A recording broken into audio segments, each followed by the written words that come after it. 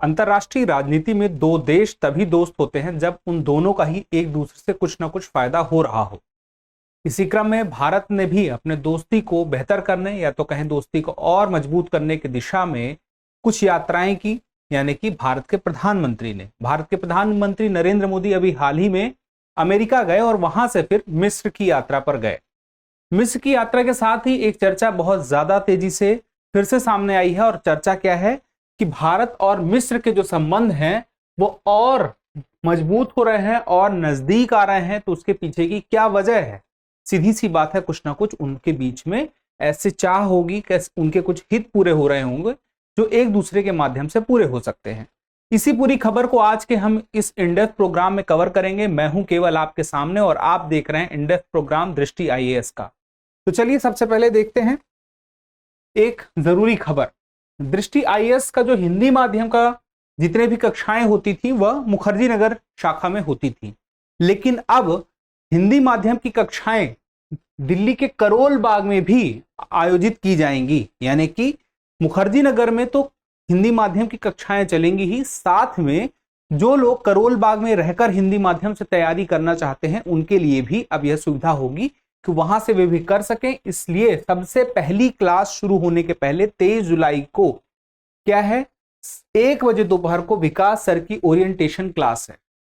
तो जो कोई चाहे, जो कोई यहां आना चाहता है, विकास सर की ओरिएंटेशन क्लास देखना चाहता है, एडमिशन लेना चाहता है, वह करोल बाग सेंटर में 23 जुलाई को 1 बजे आ सकता है। वैसे बैच का टाइम है सुबह 8 बजे का। आपको और भी डिटेल में जानकारी चाहिए तो दिए गए नंबर पर आप कॉल करके पूछ सकते हैं। तो सबसे महत्वपूर्ण बात यही थी आज की इस खबर के साथ साथ कि हिंदी माध्यम के लिए दृष्टि आईएएस अब कक्षाएं करोल बाग में भी चलाएगा। तो चलिए अब हम अपनी खबर की तरफ बढ़ते हैं। आज की खबर थी Modi's visit to Egypt, a look back at the relationship between Delhi and Cairo and where it stands today. मतलब कहने का मतलब यह है कि दिल्ली और कायरो मतलब काहिरा जो मिस्र की राजधानी है और भारत की राजधानी दिल्ली, और जो ही इन देशों के प्रमुख इन्हीं राजधानी में रहते हैं, तो उनके बीच के माध्यम से दोनों देशों का जो संबंध है किस तरह से आगे बढ़ रहा है और अभी किस स्थिति में है। तो इस पूरी खबर को हम एक तरफ से जानेंगे। सबसे पहले हम देखेंगे अभी चर्चा में क्यों है। जैसे मैंने आपसे बताया कि भारत अभी यात्रा में था, पहले अमेरिका गया और उसके बाद मिस्र में गया। उसके बाद हम जानेंगे भारत मिस्र संबंध का इतिहास क्या रहा है, कहां से यह शुरुआत हमें देखने को मिलती है। उसके बाद हम देखेंगे क्यों महत्वपूर्ण है मिस्र के साथ संबंध।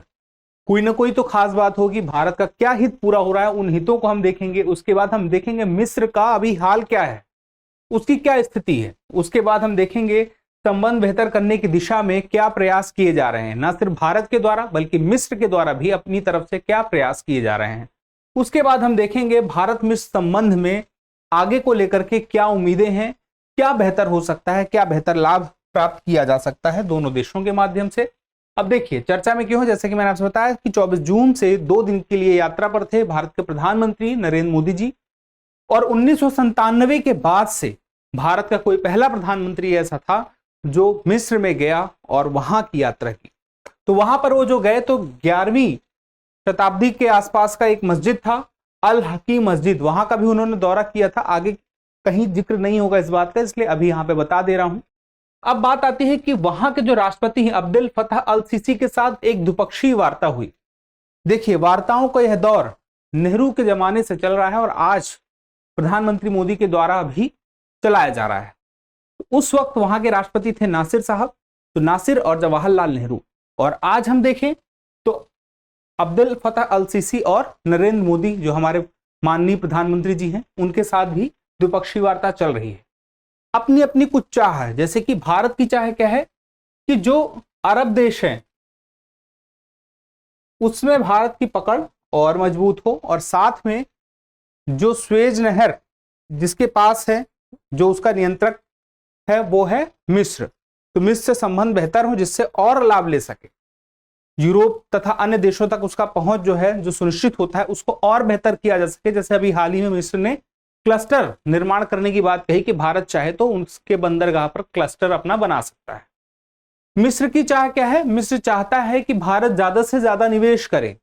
भारत निवेश करेगा तो वहां की अर्थव्यवस्था बेहतर होगी। तो मिस्र की चाह क्या है? निवेश है। इन्हीं बातों को चल के यह अभी चर्चा में है खबर काफी। अब देख लेते हैं भारत मिस्र संबंध का इतिहास।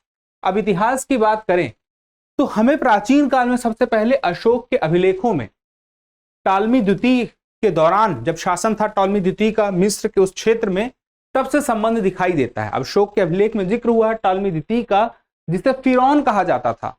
मिस्र में वहां के राजा को फिरौन कहा जाता था। फिरौन मतलब राजा ही हो गया। अब देखिए महात्मा गांधी और मिस्र के जो क्रांतिकारी थे साद जगलुल। अब साद जगलुल के बारे में एक सबसे महत्वपूर्ण बात यह है कि इनकी जो विचार थे और महात्मा गांधी के जो विचार थे आपस में काफी मेल खाते थे, क्योंकि दोनों ही ब्रिटिश शासन के विरुद्ध अपनी लड़ाई लड़ रहे थे। उसके बाद देखें भारत जैसे ही आजाद होता है 15 अगस्त 1947 को, सिर्फ 3 दिनों के बाद 18 अगस्त को राजदूत स्तर पर राजनयिक संबंध बनाए जाने की कोशिश की गई। किसके माध्यम से?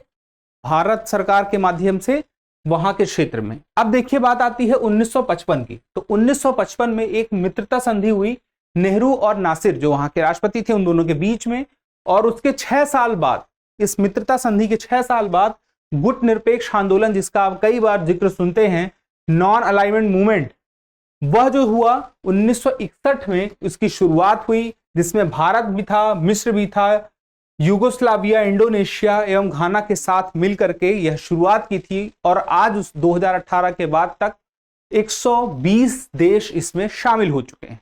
तो आपको पता ही है गुट निरपेक्ष आंदोलन अपने आप में बहुत बड़ा आंदोलन है। जब दुनिया दो तरफ बटी हुई थी, या तो एक तरफ पूंजीवादी यूएसए था, दूसरी तरफ साम्यवादी यूएसएसआर था, तो ऐसी स्थिति में ऐसे देश जो हाल ही में आजाद हुए हैं, बहुत ही कमजोर हैं, उनकी स्थिति को साफ तरीके से दिखाने के लिए या उनके हालातों के दौरान, उनके कमजोर हालातों के दौरान उन्हें बचाने के लिए इस प्रकार का आंदोलन बहुत ही जरूरी था। तो अपने तरह से देखा जाए तो दोनों ने अपनी मित्रता को एक सही जगह पर पहुंचाया, गुट निरपेक्ष आंदोलन की तरफ। अब देखिए भारत का संबंध बहुत ही बेहतर होता गया समय के साथ साथ, क्योंकि वर्ष 1990 के दशक के आसपास Maulana Azad centre for Indian culture यह बना मिस्र की राजधानी कायरो में, और वहां पर यह स्थापित हुआ भारत की संस्कृति का मिस्र की संस्कृति से एक समन्वय स्थापित हो सके, एक दूसरे की संस्कृति को पहचान सके, उसका प्रयास किया गया। 2016 में एक संयुक्त घोषणा पत्र भारत ने मिस्र के साथ जारी किया, जिसमें यह बात कही गई कि चाहे तो वह शिक्षा के क्षेत्र में हो, चाहे वह खोज के क्षेत्र में हो, यानी कि विज्ञान के क्षेत्र में हो, चाहे रक्षा के क्षेत्र में हो, तथा व्यापार के क्षेत्र में हो, इन सारे क्षेत्रों के लिए वे दोनों मिलकर बहुत सारे क्षेत्रों में काम करेंगे। आगे की बात करें तो 2023 में गणतंत्र दिवस के अवसर पर भारत ने मिस्र के राष्ट्रपति को, अल-सीसी जी को, यहां का अपना क्या बनाया, सबसे बड़ा मेहमान बनाया। और अपने आप में देखा जाए तो यह सबसे बड़ी, एक तरह से देखा जाए तो सबसे बड़ी किसी को सम्मान देने की बात होती है राजनीतिक तरीके से। किसी देश के द्वारा सम्मान दिया गया, भारत के द्वारा जो सम्मान दिया जाता है, एक तरह का सबसे बड़ा राजनीतिक सम्मान है जो भारत ने दिया था मिस्र के राष्ट्रपति को। यानी कि एक तरह से देखा जाए तो मिस्र को अभी हाल ही 2023 की बात है। इसी दौरान 2023 में जब भारत और मिस्र के राष्ट्रपति की भारत में मुलाकात हुई तो रणनीतिक साझेदारी की बात हुई। 4 रणनीतिक साझेदारी सामने आई। पहली थी राजनीतिक, रक्षा और सुरक्षा, आर्थिक जुड़ाव, वैज्ञानिक तथा शैक्षणिक सहयोग तथा सांस्कृतिक एवं लोगों के बीच संपर्क। ये 4 रणनीतिक साझेदारी पर दोनों देशों के बीच में सहमति बनी इसी साल 2023 में। और 2023 में ही राजस्थान में दोनों देशों के बीच अभ्यास चक्रवात 1 शुरू हुआ। संयुक्त सैन्य अभ्यास था दोनों देशों के बीच में। उसके साथ ही अभी हाल में जब प्रधानमंत्री जी मिस्र में गए 1997 के बाद, कोई भारतीय प्रधानमंत्री पहली बार उस देश में पहुंचा, तो वहां का सर्वोच्च अपने आप में सम्मान है ऑर्डर ऑफ द नील सम्मान, वह प्रधानमंत्री नरेंद्र मोदी जी को दिया गया मिस्र के द्वारा। अब बात करें दोनों के बीच में जो द्विपक्षीय व्यापार है, 7.26 बिलियन अमेरिकी डॉलर का द्विपक्षीय व्यापार है, जो अपने आप में बहुत बड़ा है। हालांकि बात करें अन्य देशों की, जैसे चीन की बात करें, तो लगभग इससे 2 गुना से थोड़ा सा ज्यादा ही व्यापार है। इसी वजह से भारत की चिंता है कि भारत चाहता है कि अपनी जो स्थिति है, मित्रता है, और बढ़ाए मिस्र के साथ में और अपने पक्ष में बहुत सारी बातों को ले सके। जैसे कि क्यों महत्वपूर्ण है मिस्र के साथ संबंध, इसको समझ लेते हैं। भौगोलिक अवस्थिति की बात करें, अब नक्शे में देखिए, एक समय पर जब यह नहर नहीं थी, स्वेज नहर जिसकी मैं बात कर रहा हूं, तो 7,000 किलोमीटर का लंबा सफर तय करना पड़ता था भारत से ब्रिटेन पहुंचने के लिए। लेकिन इसके माध्यम से यह जो रास्ता है, आप देख सकते हैं सुएज नहर के माध्यम से वह रास्ता बहुत छोटा हो गया। सुएज नहर के माध्यम से अब बहुत कम समय में यूरोप तक संबंध बनाए जा सकते थे, यानी कि व्यापार करना भारत के लिए और एशियाई देशों के लिए आसान हो गया। इसका नियंत्रण किसके पास है? मिस्र के पास है। और एक तरफ देखिए, एक तरफ एशिया है तो एक तरफ अफ्रीका है। तो एशिया और अफ्रीका के बीच में यह सुएज नहर है, यानी कि दोनों महाद्वीपों को देखिए तो अपने आप में अलग अलग कर रहा है। और यहाँ पे इस तरफ देखिए तो भूमध्य सागर है और इस तरफ देखिए तो लाल सागर है। ये दोनों सागर यहीं पे जुड़ते हैं, तो इस वजह से अपने आप है बहुत ही महत्वपूर्ण क्षेत्र है। और क्योंकि यह अफ्रीका की शुरुआत का एक देश है इस जगह पे, तो भारत को अगर अफ्रीका की तरफ अपने व्यापार को बढ़ाना है तो अपने आप में भी यह बहुत ही महत्वपूर्ण देश है। और चूंकि मैंने बताया सुएज नहर अपने आप में बहुत महत्वपूर्ण है, वैश्विक व्यापार का 12% व्यापार यहां से होता है। भारत की बात करें तो 5 लाख बैरल तेल भारत का यहां से आता है, इस रास्ते से आता है। मिडिल ईस्ट की सबसे बड़ी आबादी यही मिस्र देश के पास में है। सऊदी अरब यूएई से संबंध जो है मिस्र के हैं वह अच्छे हैं। तो ऐसी स्थिति में देखा जाए तो भारत अगर इससे भी अपने संबंध अच्छे रखता है तो तीनों ही देशों से अच्छे संबंध होंगे। हालांकि इजराइल से भी संबंध खराब नहीं है।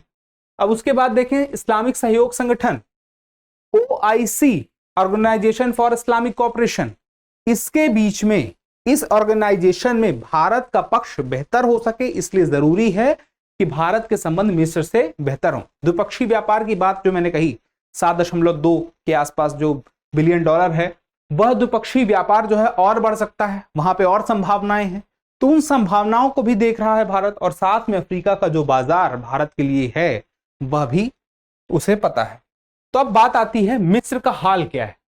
भारत के इंटरेस्ट अपने हैं, मिस्र के भी कुछ इंटरेस्ट हैं। तो मिस्र के इंटरेस्ट क्या है? देखिए, मुद्रास्फीति पिछले 5 सालों में सबसे ज्यादा रही है। इन्फ्लेशन रहा है 26.5%, पिछले 5 सालों में बहुत ज्यादा रहा है। खाद्य की जो कीमत है बढ़ी है, इस दौरान काफी तेजी से बढ़ी है और काफी ज्यादा बढ़ी है। वस्तुओं और सेवाओं की कीमत भी काफी ज्यादा बढ़ी है। विदेशी ऋण की बात करें तो विदेशी ऋण भी बढ़ता जा रहा है साल दर साल। और एक तरफ देखें इजिप्शियन करेंसी, तो जो यहाँ की जो मुद्रा है इजिप्शियन करेंसी, वह मुद्रा की कीमत घट रही है।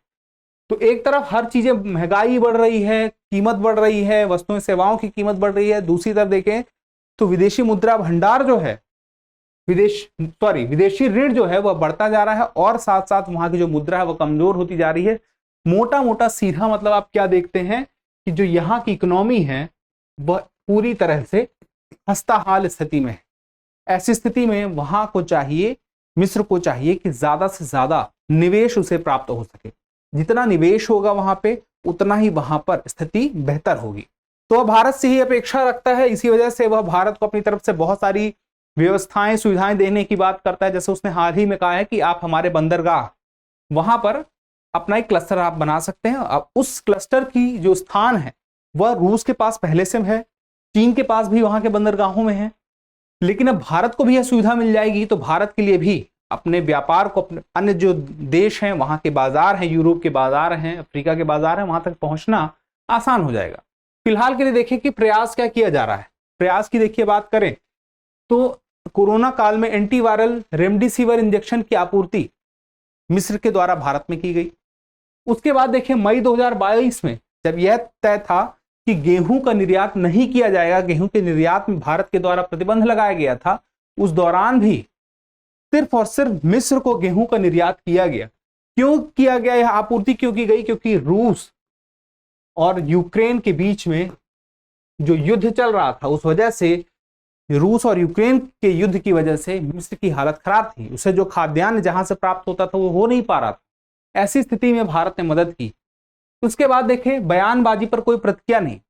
अभी पैगंबर मोहम्मद पर कोई बयानबाजी हुई थी हाल के वर्षों में, जिसमें बहुत सारे इस्लामिक देशों के द्वारा, अरब देशों के द्वारा बहुत सारी अपनी अपनी प्रतिक्रियाएं दी गई, बहुत सारी बातें कही गई। लेकिन यहां पर लिबरल रहते हुए मिस्र ने कोई भी बयान नहीं दिया, जिसको भारत ने देखा, समझा, इसी वजह से और दोस्ती को मजबूत करने की दिशा में अपने आप को आगे बढ़ाया। और 26 जनवरी 2023 को सबसे बड़ा अपने आप में देखा जाए सम्मान, राजनीतिक सम्मान देते हुए 26 जनवरी 2023 को मिस्र के राष्ट्रपति अल-सीसी को बुला लिया। उसके बाद देखें 50 से अधिक जो भारतीय कंपनियां हैं उनका निवेश 3.15 बिलियन अमेरिकी डॉलर का वहां पे होके रखा है और निवेश की इच्छा है, तो इसे आगे बढ़ाया भी जाएगा क्योंकि मिस्र उसके लिए अपनी तरफ से प्रयासरत है ही, सुविधाएं देने के लिए वो आगे है ही। स्वेज नहर के पास क्लस्टर खोलने की जो पेशकश की गई है उससे भी भारत के लिए स्थिति बेहतर होगी अपने व्यापार को बढ़ाने के लिए।